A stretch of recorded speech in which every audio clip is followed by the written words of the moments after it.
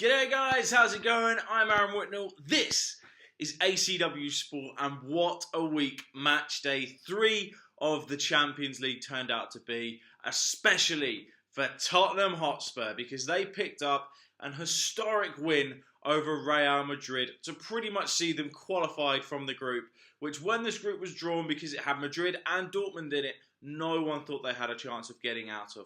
It was an amazing night at Wembley, and Tottenham were very good for the win. Madrid obviously going through a bit of difficulty in terms of form, but take nothing away from Tottenham. They were absolutely sensational. Dele Alli stepping up to the mark when everyone's been doubting him this season. Even I've said at the time that he needs to sort his form out, and he did very much so in this game. He was absolutely brilliant. And I mean, that counter-attack for Eriksen's goal is one of the best Champions League goals we're going to see this campaign. They broke at such ferocity, and Madrid just couldn't handle them. It was almost a perfect performance from Tottenham. Ronaldo managed to pull one back later on, but it didn't really have any significance on the game because Tottenham were just that good. And I tell you what, I keep thinking Tottenham could go really, really far this season.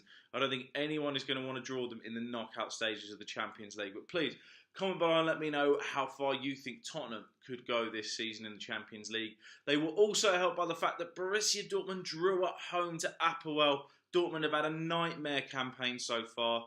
They're going strong in the league, but the Champions League just isn't where they're focused on this year, and you can really see it in terms of how they're playing. But who really cares? Tottenham and Madrid look like they're going to qualify from that group, but it's all about Tottenham. Now, from an English club that did unbelievably well to an English side that have completely collapsed this week, because Chelsea were ruined in Rome. Roma running out 3-0 winners, stunning strikes from Perotti and El Shaarawy downing Chelsea, as well as a bit of a defensive mix-up which saw El Shaarawy bag another goal as well. And Chelsea were just at 6 and 7, so they had a few chances, but it just wasn't the kind of performance we're used to seeing Chelsea put in. And I mean, Roma should have had more as well. There's a certain part of the game where all three of Chelsea's centre-backs follow Dzeko to one side of the box, and in come 3 or 4 Roma players who, should have scored really when it was squared to them because they had no one around them for acres. Really, really bad night for Chelsea, but I still very much expect them to qualify from this group. They were helped very much by the fact that Atletico Madrid drew to Qarabag again, this time at home. And if this had been a knockout tie between Atletico and Qarabag would have gone through on away goals, shockingly. But Atletico's season is not going well so far, and you wonder if they're going to be able to turn it round with only 2 games left in the group stage. Sorry, I've said match day 3, it's match day 4, so sorry about that. But so tough week for Chelsea and Atletico.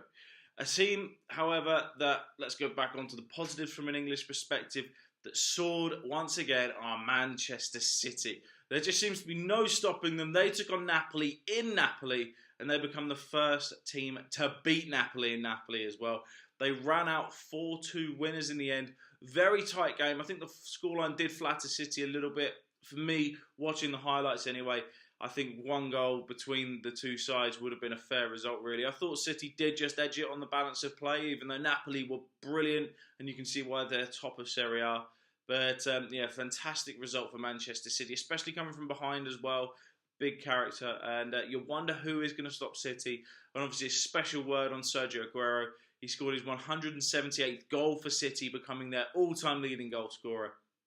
What a game to do it in. But, it's going to be really interesting to see where City, or just how far City can go as well. Like Spurs, you wonder with their strength whether this could be the year City win it. For me, at the moment, having watched all the teams play, it's either going to be out of Manchester City and PSG realistically.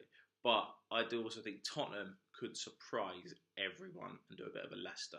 So, I'm going to hold that prediction down. Manchester United, they... hold on, before we get to United.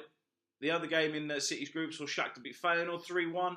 Put Shakhtar in a very, very good position. Napoli are going to have to regain some points big time on Shakhtar if they're going to get through this Champions League group. But, fantastic night for City. Their rivals, Manchester United, they picked up a very easy 2-0 win at home to Benfica.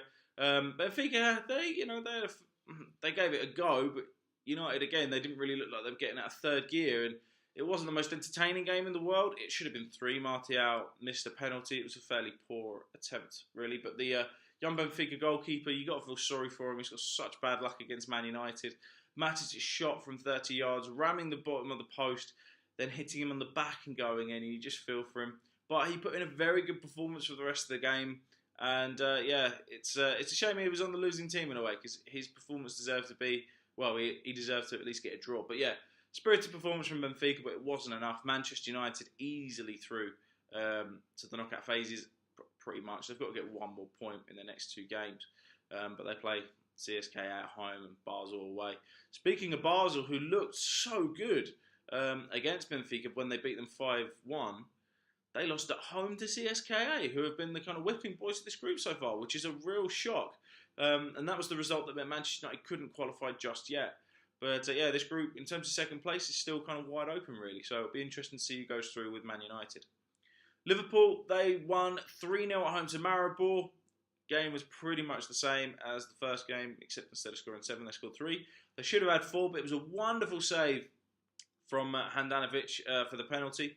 And yeah, it was just the kind of what you'd expect night from Liverpool, really. But their next big test will be in the next week's, or the next fixtures, because they travel to Sevilla, and you feel that'll be the crunch game in this group, because it's still kind of wide open as to who's going to finish top and who's going to finish second. So yeah, big games coming up for Liverpool in the group. Celtic put in Sevilla, they won as well at home to Spartak Moscow, and that obviously really helped them get their campaign back on track, and that's why the game against Liverpool is going to be such a big showdown. But they turned around their 5-1 defeat to Spartak to win 2-1 this week out to keep their qualification hopes well in check. Now, on to Celtic. Keep doing that in this video. Very sorry. But yeah, Celtic, they won 2-1. Won? They lost. I'm sorry. I am very, very tired, so you've got to excuse. But yeah, Celtic, they lost, unfortunately, at home 2-1 to Bayern Munich. But it was an amazing, spirited performance. And Celtic, to be fair, didn't deserve to lose this game. A draw probably would have been fair. But you just got to love the atmospheres at Celtic Park. You can see why the Celtic fans were awarded the FIFA Best Fans Award, because the noise they produce is just spectacular. And even Ian Robin after the game said it's the best atmosphere he's ever played in, which is some statement. But yeah, very spirited performance from Celtic. They just didn't quite have enough in them. Elsewhere, PSG hammered Anderlecht 5-0, as I expected, as I predicted, 5-0. But the main talking point from this game was Kurzawa, the left-back, scoring a hat-trick. The first fullback to ever do that in Champions League history. And what an amazing achievement that is. So congratulations to Kurzawa. Got a feel for Celtic because they head to PSG next. But yeah, big win for PSG yet again. And in the other 2 games, Barcelona, they drew 0-0 with Olympiacos. Not really too much to talk about from that game, really. And Sporting held Juventus to a 1-1 draw. And again, not really too much to talk about in that game.